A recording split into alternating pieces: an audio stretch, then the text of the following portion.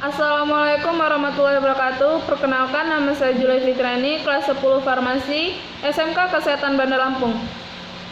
Di sini saya akan menjelaskan dan memberi sedikit pengertian tentang materi ayunan bandul. Pendulum adalah beban yang diikat dengan tali dan digunakan pada suatu tempat di mana tali yang digantungkan tidak dapat mulur. Jika dengan sudut tertentu, kemudian dilepaskan, maka benda akan berayun pada bidang vertikal. Kerak bolak-balik pada bandul disebut gerak sederhana.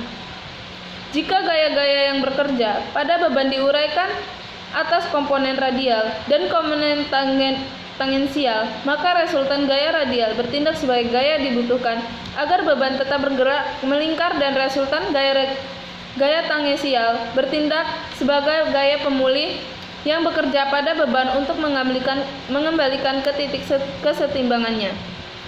Bandul adalah benda yang terikat pada sebuah tali dan dapat berayun secara bebas dan periodik yang menjadi dasar kerja dari sebuah jam dinding kuno yang mempunyai ayunan.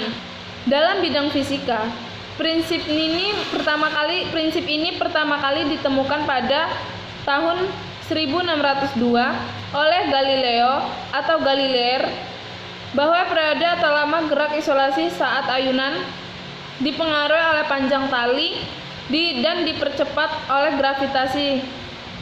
Mengikuti rumus T sama dengan 2VR atau sudut ayunan lebih dari satu, di mana L adalah panjang tali dan G adalah percepatan gravitasi. Gaya yang bekerja pada bola pendulum adalah gaya berat W atau mg dan gaya tegangan tali Ft. Gaya berat memiliki komponen mg yang searah tali dan mg yang tegak lurus tali.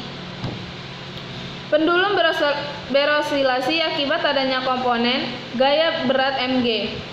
Karena tidak ada gaya gesek udara, maka pendulum melakukan isolasi sepanjang busur lingkaran dengan besar amplitudo tetap sama. Gerakan ayunan bandul sederhana berkaitan dengan panjang tali, sudut awal, massa bandul, amplitudo, dan periode ayunan. Panjang tali yang digunakan untuk mengikat bandul merupakan tali tanpa massa dan tidak dapat mulur. Dan bandul yang digunakan dianggap sebagai massa titik. Jika tidak ada gesekan pangkas suatu ayunan terus berosilasi tanpa berhenti. Namun kenyataannya, jika mengayunkan bandul setelah sekian lama, amplitudo isolasi teredam dikarenakan adanya gesekan. Secara eksperimen, besarnya percepatan gravitasi bumi dapat ditentukan dengan metode ayunan matematis seperti berikut ini. Suatu benda digantungkan pada suatu titik tetap dengan seutas tali yang dianggap tidak bermassa, kemudian disimpangkan sebesar sudut terhadap garis vertikal, maka gaya yang mengambilkan adalah F sama dengan min mg sin. Gerak gesekan adalah sebanding dengan kecepatan benda dan mempunyai arah yang berlawanan dengan kecepatan persamaan gerak dari suatu isolator.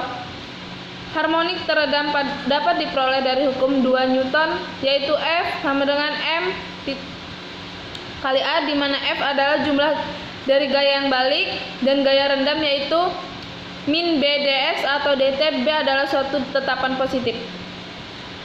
Untuk mengukur percepatan gravitasi dan menentukan hubungan periode getaran atau plus dengan panjang tali 1 melalui eksperimen dapat dirancang ala seperti pada gambar.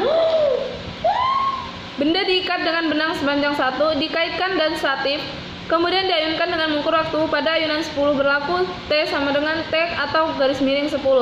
Syarat sebuah benda melakukan gerak harmonis sederhana adalah apabila yang pemulih sebanding dengan simpangannya.